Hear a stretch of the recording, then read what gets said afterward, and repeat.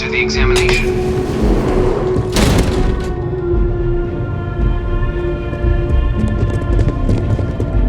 In 2150, humanity learned the Earth's magnetosphere would collapse sometime in the next half-century, eliminating all life on the planet. Decisive action was required, but the secure transport of an entire civilization would demand a new kind of cooperation, a new kind of courage, and a new kind of union. Thus, in 2159, the United Colonies were formed to make that journey possible. Just 1 year later, the Galileo, the first of many colony ships, touched down here on Jemison, beginning a new era of human history, the age of the United Colonies. The effort and planning it must have taken to evacuate literally the entire planet. Can you imagine? The logistics alone must have been mind-boggling.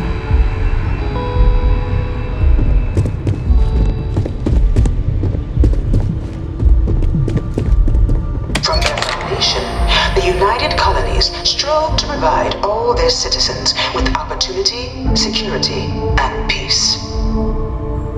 But there were those among the UC that still wanted something more: independence. So in 2161, the UC issued the Centaurus Proclamation, granting UC citizens the right to settle distant worlds and form their own sovereign powers. It wasn't long before the first new faction, the Free Star Collective, was formally organized in 2188, later followed by House Varun, revealing themselves to the universe in 2230. The result of the Centaurus Proclamation has always left me torn. So much conflict arose as a result. Was it worth it? It was only in 2230 that the faction known as House Varun first made contact with the rest of the settled systems. Founded by the passengers of a colony ship that had left New Atlantis and disappeared 4 decades earlier, House Varun was a faction unlike any other.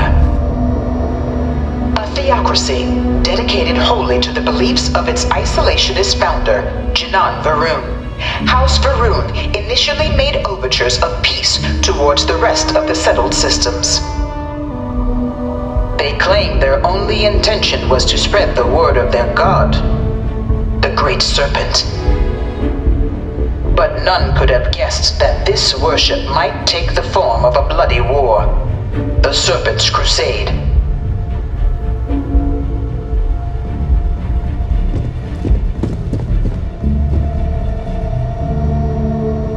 The Free Star Collective was initially founded in 2188, when the citizens of Aquila banded together with the pleasure city of Neon in mutual defense.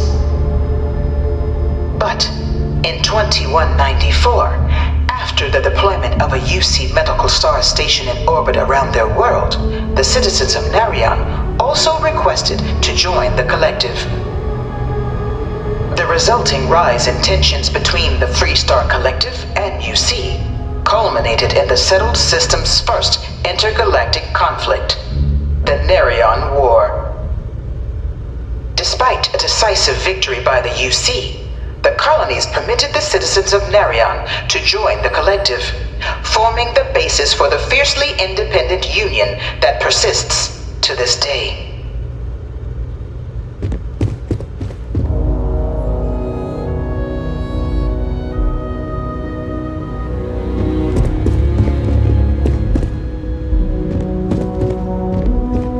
Beginning in 2240, House Varun forces declared all-out war on the rest of human civilization, initiating the Serpent's Crusade. Over the next 23 years, thousands of Free Star, UC, and independent souls were killed by agents of House Varun in the name of their serpent god. It was only with the death of their their founder in 2263 and the succession of his heir Jarek that House Varun finally sued for peace. There remained, however, select members of House Varun who refused to recognize the cessation of hostilities their leaders established.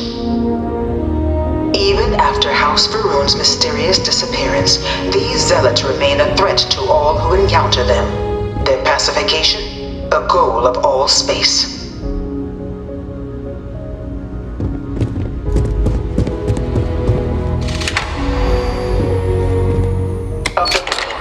Between the galaxy's factions, none was more brutal than the recent colony war between the UC and the Freestar Collective.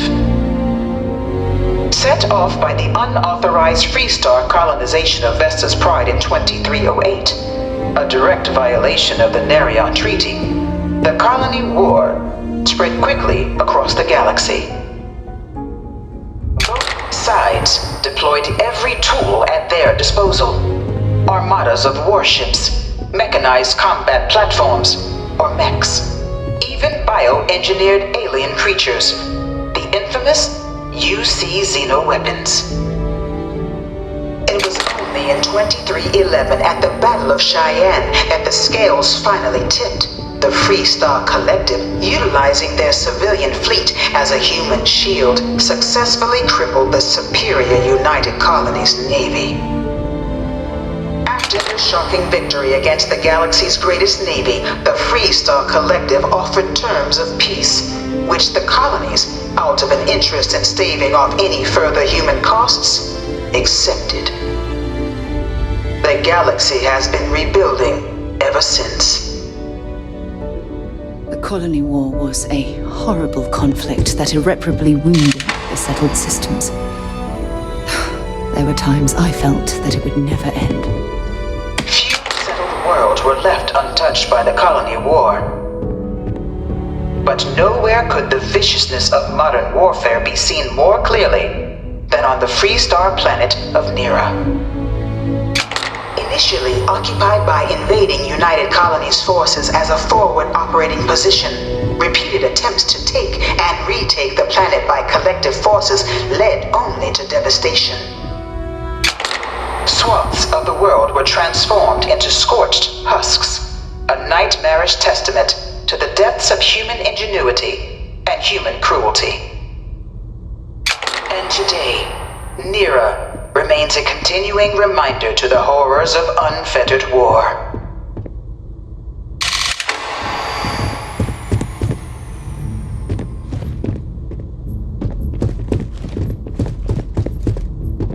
One of my slates said terramorphs can control people's minds. But that can't be true. I really hope this is just a phase. In the midst of the colony war, a different kind of tragedy struck the UC city of Londinian. A newly constructed but critical supply center for the United Colonies war effort, Londinian found itself overrun by one of the galaxy's most mysterious predators, the Terramorph. A rare but pervasive threat to all human-settled worlds, Terramorphs swept over the city, seemingly out of nowhere, on a scale never before seen in recorded history. Valiant efforts by the UC military slowed the onslaught, but the creatures proved unstoppable. Ultimately, the decision was made to destroy the Londinian spaceport, sealing off the city, the outbreak, and its citizenry from the galaxy at large.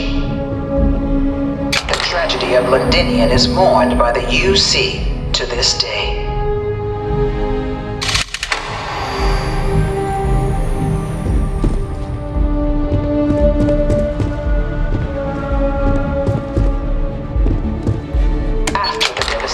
Brought by the colony war, the UC and the Freestar Collective came together to ratify a treaty that became known as the Armistice.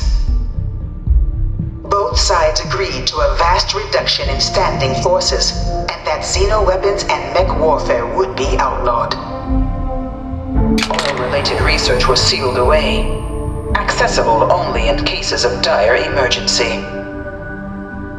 But the Collective had another demand, that the active commanders of the UC military stand trial for their actions. The United Colonies, in the interest of peace and galactic security, agreed. In 2311, 3 United Colonies senior officers were found guilty. Commander Henry Durant, General Indira Rastogi, and Fleet Admiral Francois Sanon, known better as Ve Victus. All were sentenced to death for their actions, bringing the colony war to a close and returning peace to the galaxy at long last. I was a strong supporter of the armistice. All of the terrible weapons that both sides used against one another. It had to end.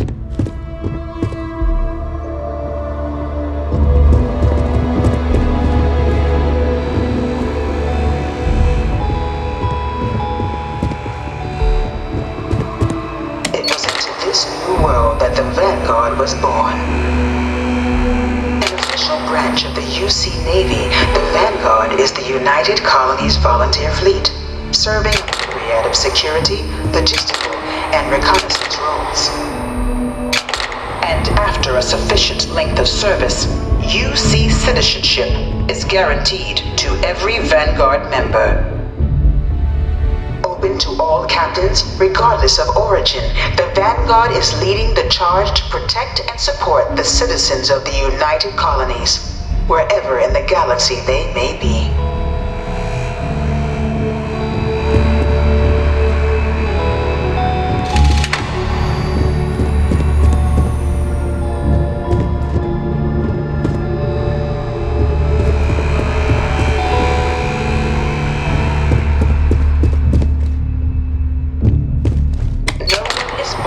United Colony citizen. Only through service to the UC can one hope to earn one's citizenship. The UC prides itself on taking care of its people. Cost of living controls mean citizens pay less than their foreign counterparts for needs big and small. All citizens are issued a grant upon joining to get themselves on their feet. And only UC citizens have the opportunity to purchase property, getting the chance to live in one of the most beautiful cities in the settled systems. By joining the Vanguard today, you too can begin earning your place here, in the heart of galactic civilization, as a citizen of the United Colonies.